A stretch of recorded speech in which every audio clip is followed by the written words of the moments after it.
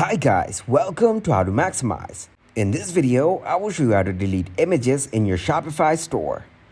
First of all, open up the Shopify app. After getting into the Shopify app, click on Content from the dashboard and go into Files of Content. Then click on Upload Files from the top right corner of the files. After that, select the files and tap to delete file.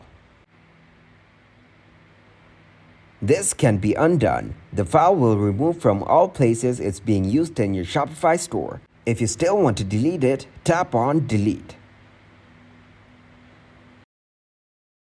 So this is how you can delete images in your Shopify store.